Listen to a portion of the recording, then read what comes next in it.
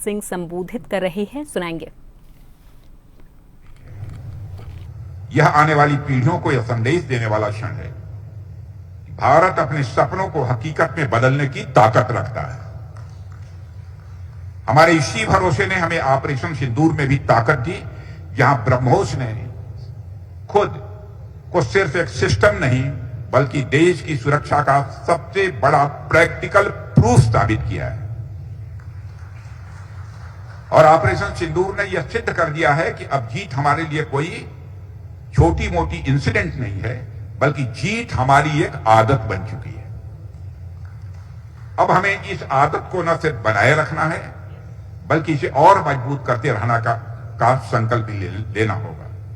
साथियों, ऑपरेशन सिंदूर ने ब्रह्मोस को सिर्फ एक ट्रायल से बहुत आगे ले जाकर प्रैक्टिकल प्रूफ दिया है। और यही वजह है कि आज वैज्ञानिकों से लेकर सामान्य आदमी तक, बड़े शहर के लोगों से लेकर छोटे गांव के लोगों तक, पढ़े लिखे लोगों से लेकर कम पढ़े लिखे लोगों तक, सबको ब्रह्मोस की ताकत के बारे में अच्छी तरह पता है। देश को यह विश्वास है कि हमारे जो विरोधी हैं, एडवर्सरीज हैं, अब ब्रह्मोस से बच नहीं पाएंगे।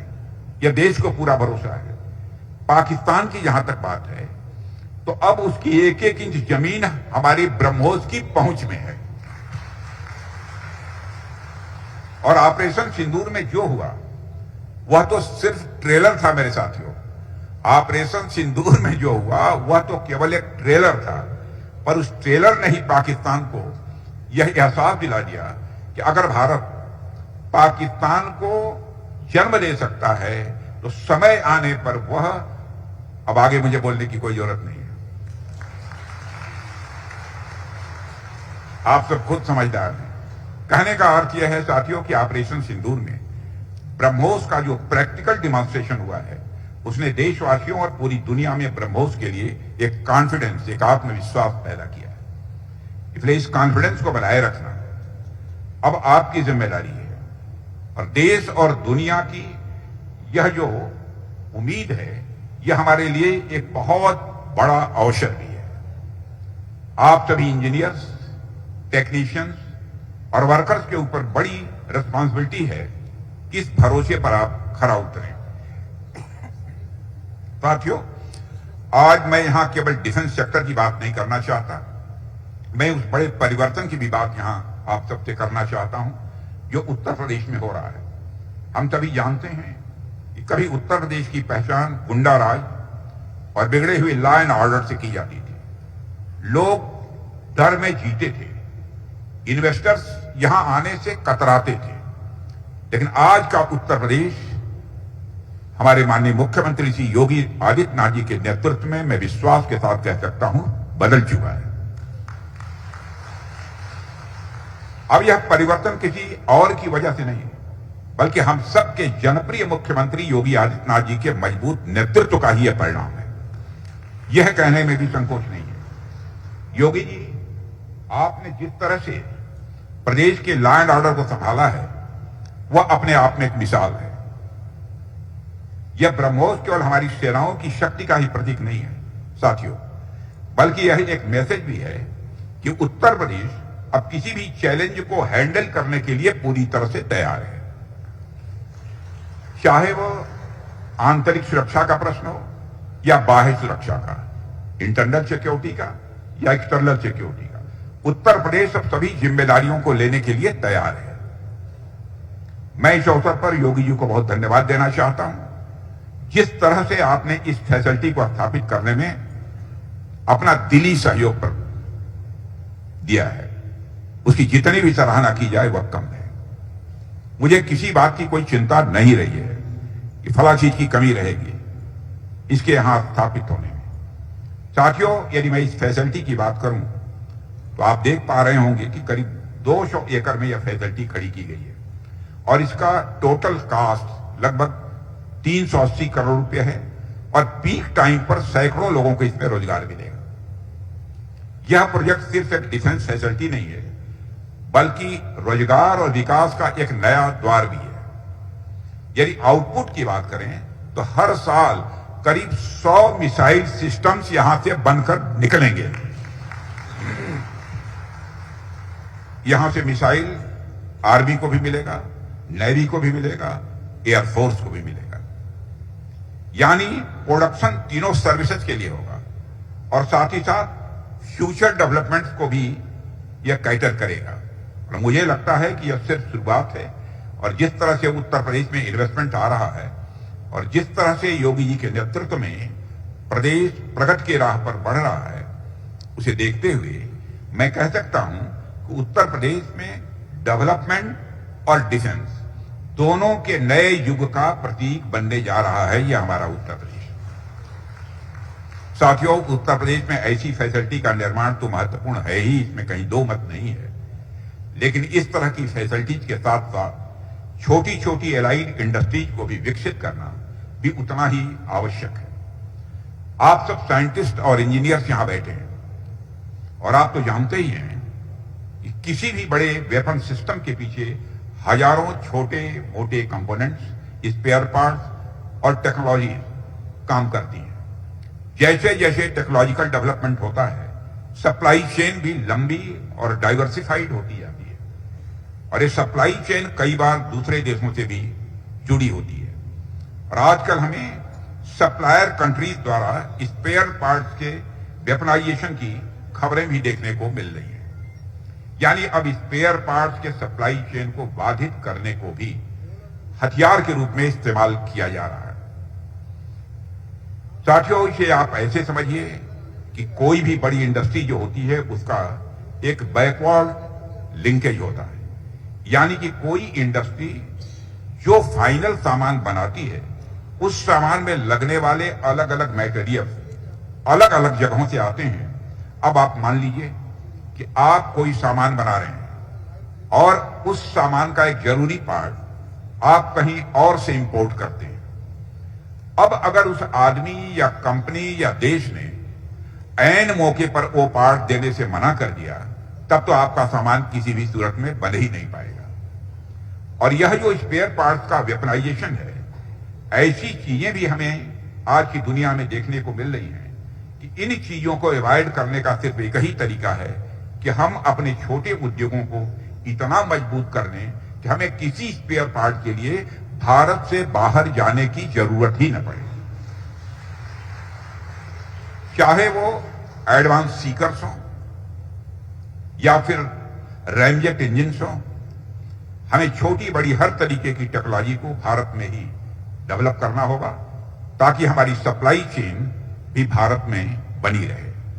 हमें अपने स्पेयर पार्ट्स के लिए भी कहीं बाहर न जाना पड़े। इसलिए इस फैसिलिटी की स्थापना के साथ हर छोटे उद्यमी, हर लोकल इंटरप्रेन्योर के लिए यहां पर एक बड़ी अपॉर्चुनिटी खड़ी हो रही है। अब जरूरत है इनके लिए एक प्रॉपर प्रोजेक्ट मैप तैयार हो ताकि वे भी डिफेंस इकोसिस्टम का हिस्सा बन सके। उत्तर प्रदेश का डिफेंस कॉरिडोर तभी पूरी तरह से सफल होगा जब बड़ी कंपनियों के साथ साथ ये छोटी इंडस्ट्री भी ग्रो करेंगी। मुझे विश्वास है कि आने वाले समय में उत्तर प्रदेश न सिर्फ मैन्युफैक्चरिंग हब बनेगा बल्कि छोटे बड़े सभी उद्यमियों के लिए एक इनोवेशन और रोजगार का भी नया एपिसेंटर यह उत्तर प्रदेश साबित होगा। साथियों, इस तरह की सुविधाएं न केवल हमारे देश की सुरक्षा को स्वाभाविक रूप से मजबूत करती हैं बल्कि हमारी अर्थव्यवस्था को भी नई ताकत देती है। और एक मजेदार बात तो यह है कि आज हम सब धनतेरस मना रहे हैं कि आज जब हम धनतेरस मना रहे हैं और इस शुभ दिन पर 4 ब्रह्मोस मिसाइलों की डिलीवरी भी हुई है। जब ये 4 मिसाइलें डिलीवर हो रही हैं तो इससे अच्छा खासा जीएसटी भी सरकार को मिल रहा है। योगी जी ने ध्यान रखा है ये जो काम हो रहा है उससे हमारे उत्तर प्रदेश सरकार को भी कितना लाभ होगा। अब बताइए इससे बड़ा धनतेरस गिफ्ट देश के लिए और क्या हो सकता है। एक तरह से हम ये कह सकते हैं कि आज लक्ष्मी जी की कृपा हमारी सिक्योरिटी के साथ साथ हमारी इकोनॉमी यानी हमारी अर्थव्यवस्था पर भी जमकर बरसी है।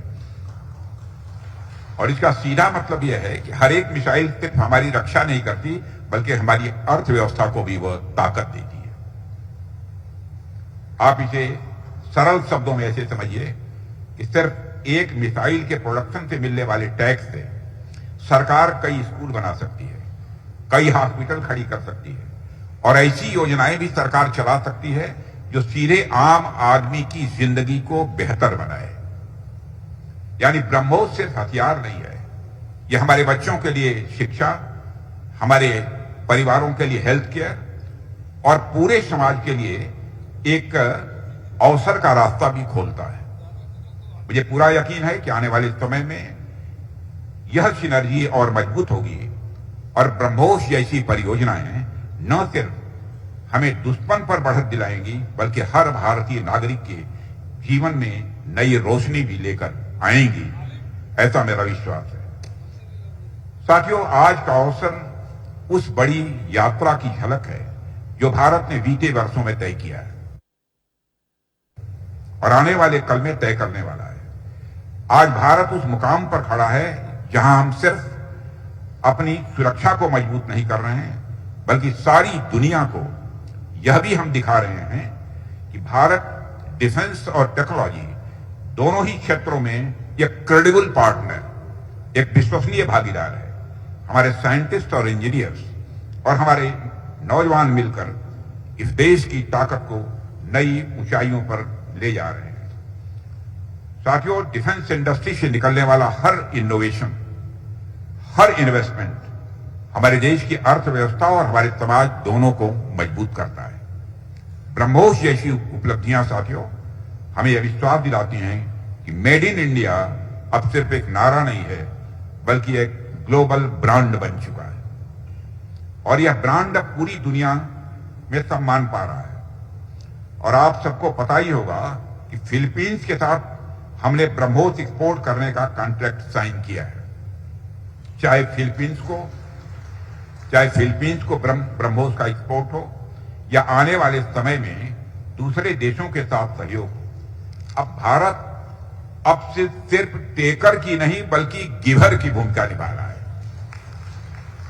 यही आत्मनिर्भर भारत की मैं मानता हूं कि असली पहचान है, जिस सोच के साथ हमने 2014 में अपनी यात्रा प्रारंभ की थी।